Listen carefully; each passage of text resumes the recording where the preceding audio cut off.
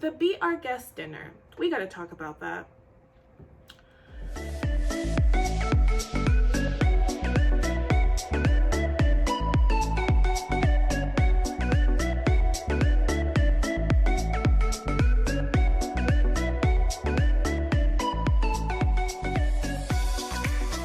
Hello my friends, it's a pleasure to have you guys back for another video. My name is Lady Morales, and as always, I love having you guys here. Thank you guys so much for watching. So in today's video, I'm going to be talking about the most overrated, overhyped things at Disney World that you can skip, that you don't. From my experience of going to Disney World over the years, I've always left feeling like, there's just something lacking. There's just something that didn't live up to the hype. This is just my opinion. This isn't the word. This isn't the gospel. It's just my opinion. So with that being said, let's get started. So these aren't really in any particular order. I just wrote them down as a kind of like free thought, just as they came. So just want to go ahead and clarify that. And we'll just go ahead and get into the first one. I think one of the most overrated snacks at Disney World that I can't fathom to think why people spend $5, $10, $15 on this is popcorn. Now I get the souvenir popcorn cups or whatever they do, because I know, like, for example, in special, like the Villains After Hours, they had an Oogie Boogie popcorn cup thing that I guess it's a collector's item. So I get where that's coming from, but in general, just popcorn. You guys, you can go to the Dollar Tree and get popcorn. I don't see the point in purchasing $10, $15 buckets of popcorn. And it's just basic popcorn. Sometimes people don't even get the souvenir cups. It's just, you just get the popcorn. Now, I do want to go ahead and differentiate the popcorn, like the novelty specialty popcorn. But other than that, if you're just getting basic popcorn with butter, why? You can go to the store and get $1 popcorn. I'm just not with it, but take it as you want. When I say the next one, the next overrated thing at Disney World, I don't know what kind of critique or how this is gonna go down, but I do think Mine Train at Magic Kingdom is overrated. I do not understand how people will wait 2 hours, 3 hours for Mine Train. Just get a fast pass. The most I will wait for a ride is 30 minutes, if that. Pushing 45, pushing that. But we'll get into fast passes another day. But Mine Train, I'm sorry to say it, but Mine Train is an overhyped Big Thunder Mountain. It really is. The only thing that's different is like it's a little bit faster and it has Snow White at the end. So for me, I think Mine Train is an overhyped Big Thunder Mountain. I say usually Big Thunder Mountain's lines are shorter than Mine Train's lines. Go to Big Thunder Mountain. Now, if you have to get on Mine Train and just to get a rite of passage or whatever the case may be, then that's just a separate situation. But I do think Mine Train is overhyped. I don't want to say it's overhyped, overrated, but I feel like it's just fine and it doesn't live up to the hype that people were giving me, and that's Chef Mickey's. Now, Chef Mickey's, it's $50 a plate, not including taxes. It is $50 a plate, and though I do think out of all the buffets at Disney World that I've been to, I do think Chef Mickey's is one of the ones that has a more variety and more selection. I think for the most part, Chef Mickey's food is very much American dish. It's American food for the most part. And with that being said, I like it. I'll definitely go back again, but I just don't think it's like, oh my gosh, Chef Mickey's. Why are we giving Chef Mickey's a rite of passage? We can go to BOMA. We can go to even 1900 Park Fair, which I think 1900 Park Fair is a little bit cheaper, but you can correct me if I'm wrong. But I don't know if it's just because it's across the street from Magic Kingdom, or it's at the Contemporary, or because the Fab Five are there. But either way, though, I do think Chef Mickey's, it's good. Again, I'll go back, but I don't know about paying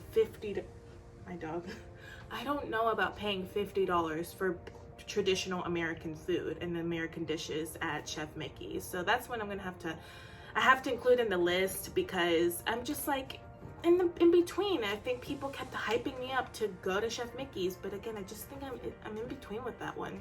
So I do think it is a little bit overhyped though.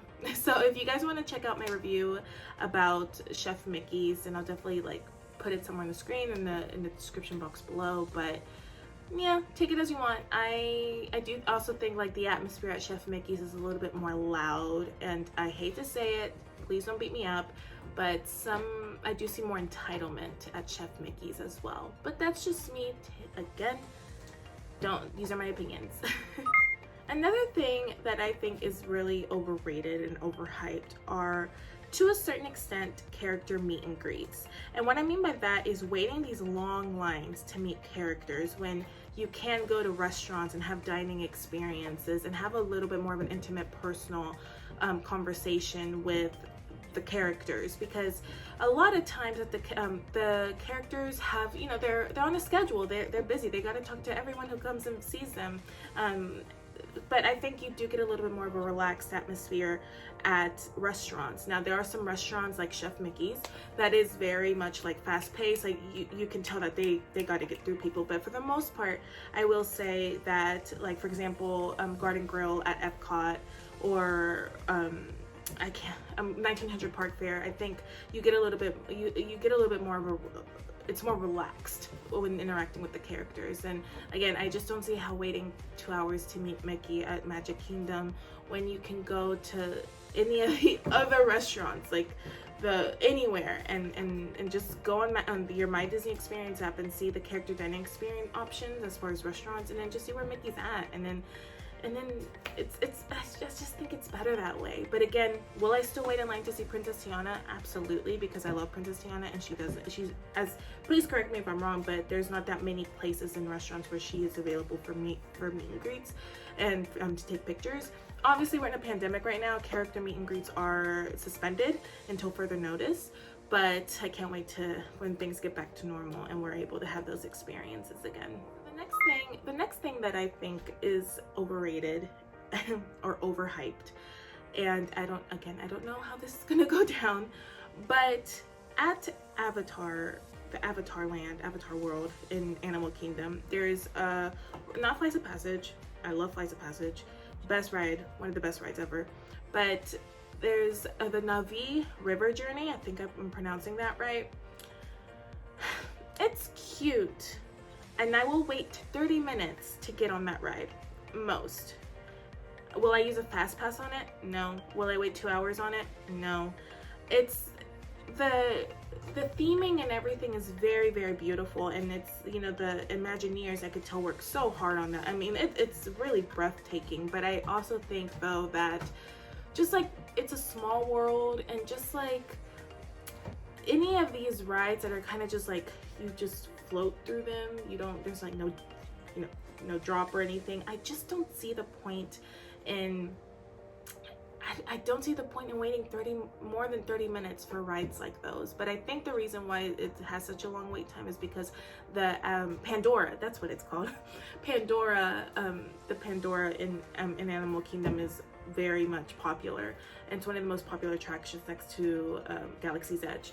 So I just, not that it's overhyped or overrated, because it is a very beautiful scenic experience, but I just will not wait over 30 minutes for that ride. I won't even use a fast pass. I will use my fast pass at Animal Kingdom for Flights of Passage, as the safaris, and I don't know, I can't think of any other ride right now. So another thing that I think is I actually do think it's overrated and overhyped are Disney dining plans.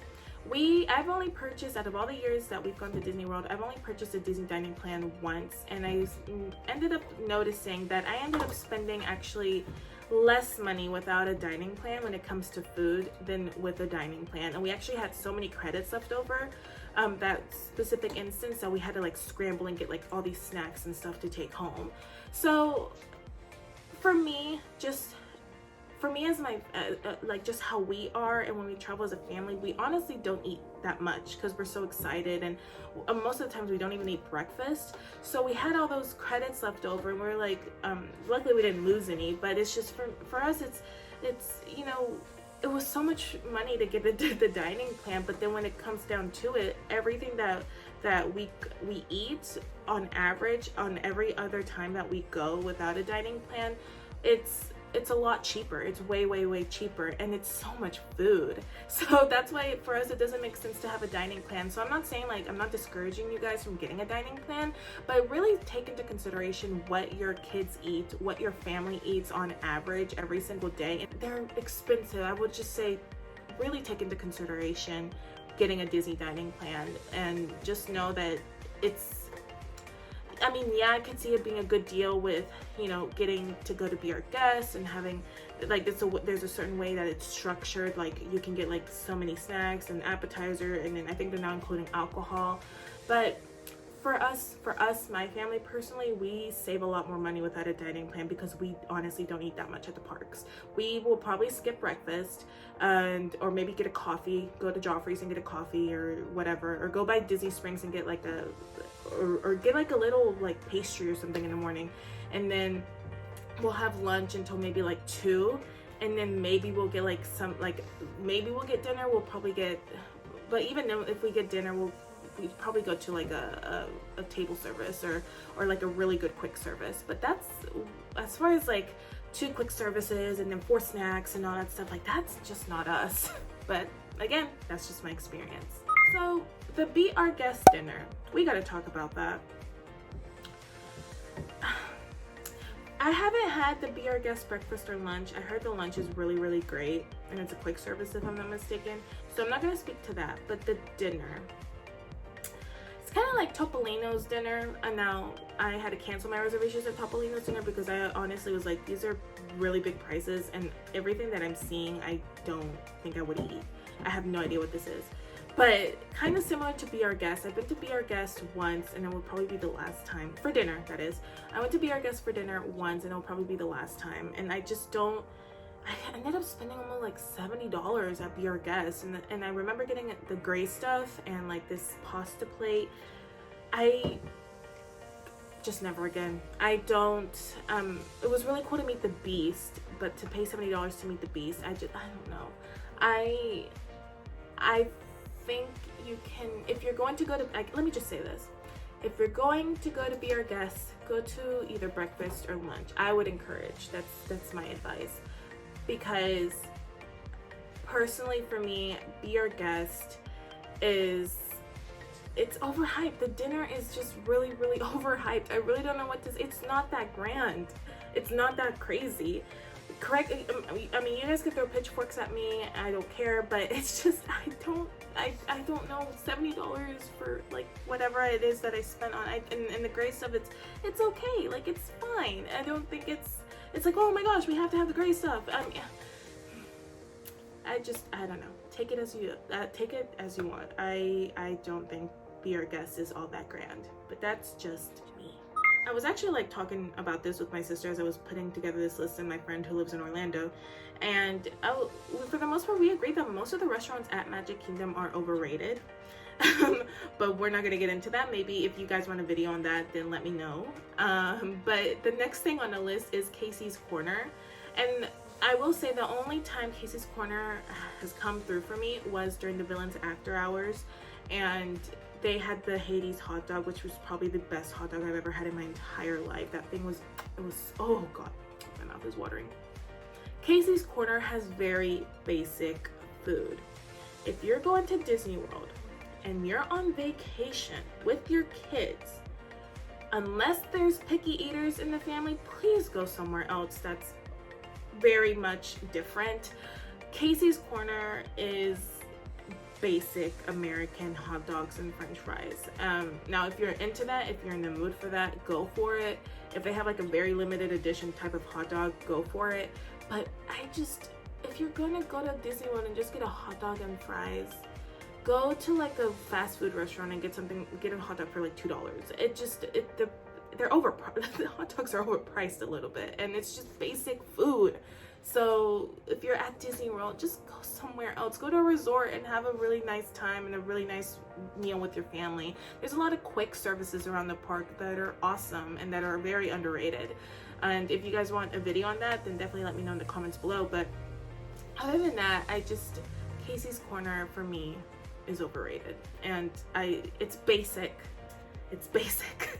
Why do people love that place? I don't know. But I mean, it's not bad. The food's not bad. It's just why people are dying to go, I have no idea. Unless it's for the Hades hot dog, then of course, by all means, go for it. Another restaurant that's very overhyped that I'm like, why are we spending so much money on this restaurant, is San Angel Inn at the Disney's Epcot Mexican Pavilion. I'm not even gonna get into this in so much details. I just want you guys to know that it's considered a very luxurious dining experience, but from what I've seen online and just from what I've heard, it's not worth all that money and all that hype. For me, go to La Cantina de San Angel. I have a video on that. I loved that food. That food was amazing and incredible and delicious. And this is coming from a straight up Mexican girl like me. That food, I was very impressed. It was really good. Go there instead. Please go there instead. Don't go to... But again, if you want to just have the experience of seeing like the Three Caballero, that ride, you know, the picture of the pyramid. I don't know why people go. I don't know. But let me know if you've eaten there and you've loved it. Let me know in the comments what you loved about it. Maybe I should just have a more open mind. I feel like as I'm talking about this list, I feel like this should be titled things to not spend money, or the things that are overpriced at Disney World. Last thing I have to say that I think is overrated, overpriced, and overhyped, and then maybe I'll do a video on the most overpriced things at Disney World. That's a really great idea. But for me, the minivan. I'm sorry. From what I've heard trips from the airport to the resort to Disney on the minivan is over sometimes $100. You could get a car rental for less than that for a weekend. I don't understand. I don't think I would ever use a minivan unless I'm in like a separate or desperate situation, but a minivan is so overpriced. That's my dog. Hang on. A minivan is so overpriced and so expensive. Just get a regular Uber, get a regular Lyft. I get the theme, I get the magic, I get the, you know, the polka dots and the music that the Uber driver, the Lyft driver, because it's a partnership with Lyft. But for the most part, according to from what I read about the minivan, the drivers are usually like experts on Disney World. But again, it's so overpriced. Like, just like take a bus or take or Uber or or regular Uber. I just please. I'm not gonna be. Okay. Just look at other options before getting a minivan. I do think the minivan is overhyped and overpriced and overrated, and I think there's alternative ways that are so much more cheaper that you can do than getting on a minivan. But it's my advice. That's my opinion. Take it as you want. So this is the most overrated, overhyped things at Disney World in my personal opinion. Do you agree? Do you disagree? Do you want to throw pitchforks at me? Please let me know in the comments below. The next video I will be filming, or that I will be releasing, is the most underrated and underhyped things at Disney World. So be on the lookout for that. And until then, stay safe, be happy, have a magical day, and I will talk to you guys on the next one. Bye.